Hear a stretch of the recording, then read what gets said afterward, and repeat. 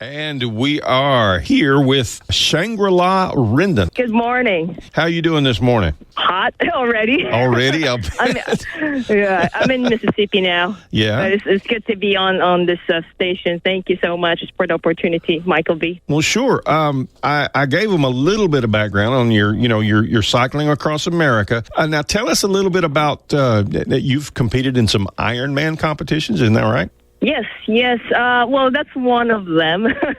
So I do a lot of ultra endurance races. That includes Ironman and then multi-day races. So the longest is actually 8 Ironman in 8 consecutive days. Wow. And the fastest wherein I made actually a Guinness World Record Holder is the 5 Ironman in 5 consecutive days in Mexico. Man. Congratulations. Those are some of those. Yeah, and then the other one is actually when I was in Russia. I was also one of the first 2 females who competed in Red Bull Trans-Siberian Extreme in 2017. So you've traveled all over the world. Basically, yeah. So, well, to me, I want to live fully. So I want to actually see the world and see what's out there. So where are you from originally? I grew up in the Philippines. Oh, okay. And I've been in Los Angeles for 20 years. But I'm basically Filipino American. There you go. Well, now you've got this mission. You're riding your bicycle across the whole country, right? Right. Yes. Started in California. Yes, Borrego Springs, California. And the desert. Where are you going to end the thing? It will be in Savannah, Georgia. Okay. The goal is actually by this Friday. I'm on day 14. We're in Mississippi right now. We're going to go to the Natchez route, and then the next thing is Alabama, and then Georgia. So we're almost there. It's been hot. I can imagine it has been. Yeah, it has been. You started this on July 7th, so you've been at it a while. July 7th.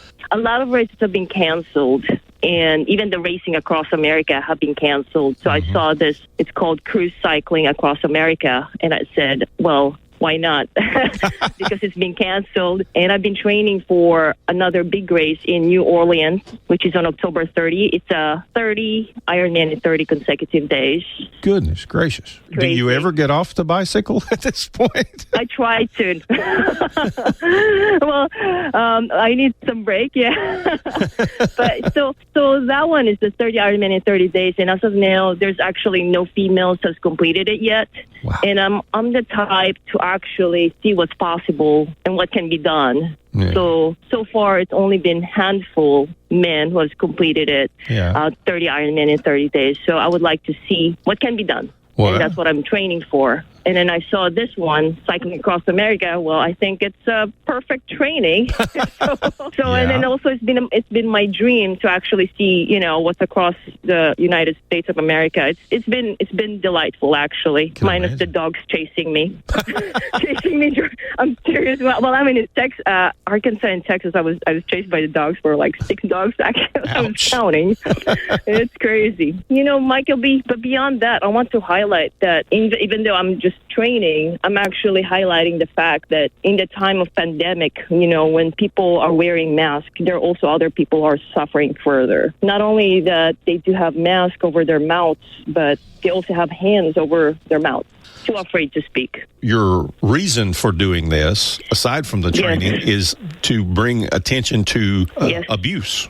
Yes. In fact, it's the main reason why I started doing big things. It was back in 2014 when I said, oh, wow, I'm still alive, even though I was abused since I was 5 years old until 17. I had suicidal ideation. And then I was sexually assaulted again at 24, PTSD, anxiety, severe depression. I'm a recovering alcoholic, so functioning alcoholic, actually I was, and had eating disorder. But, 2014, when I said, all these times I've risked my life, but I'm still alive, and my life is okay. It's not so bad. I could be, in the streets.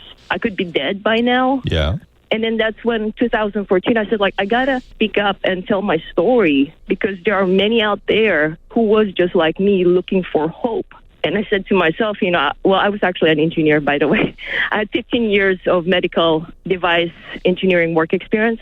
Yeah. So by then I'm like, I'm only an engineer. Like, why will people listen to me? Mm-hmm. And that's when I actually started aiming for big things so that I can have a voice and so that I can bring hope and that people can listen to me and that I can be the living person to say that life can be beautiful and then that we can transform our lives from something really, really bad, especially at this time. There's so many people, like, I have to go through a lot in terms of, like, recovering from my past. Yeah. And it doesn't take overnight. And considering with all the things that's happening right now with the pandemic, a lot of other things. I mean, just living life, actually, financially, problems with, like family or like just relationship with people. There's so many different things. So I ride because I want to be free. Yeah. And I want to live my life.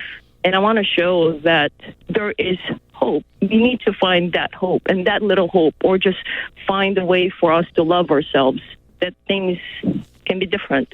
Oh, that's great. But we need to do it every single day. So you want to show people that they can find hope and that life can be beautiful. Yes, because if I gave up on myself before, if I actually end my life before, I would have not achieved what I've achieved right now, or I would have not been touching lives and hearts of people. I'm actually a full-time coach now, and I've left my engineering, so I can actually show individuals that there's something out there that even though they're new to sports, that they can actually achieve something big or just be happy of what they're doing. So I live for a purpose. So ever since, I've realized that, I'm like, you know what, I just want to be the best I can be every single day. If there's anything that I can actually help others, just show that we don't need to not speak, because I was once one of those who was abused as a kid. I mean, I don't know how I actually lived my life living in secrets and actually being quiet. Yeah. But there's a lot of people there who needs help, and I think professional help is needed. Yeah, so I would love to actually continue doing that. Thank you, Michael. That's a really wonderful goal, and we wish you the best in what you're doing, and try to stay cool out there. Oh, yeah. In Mississippi, believe me, I'm sure it's plenty warm. But even Alabama too. Yeah. I heard Alabama, they don't breathe because it's so humid. Exactly. You got Mississippi, Alabama, and Georgia. I wish I could tell you it's going to get cooler, but it's just not going to do it. And well, thanks for the warning, though. There you go. Watch out for the dogs. Thank you, Michael B. Appreciate it. We wish you very much luck, and it's very nice talking to you, and thank you for your time. Thank you, Michael B. Appreciate it. All right. Bye-bye.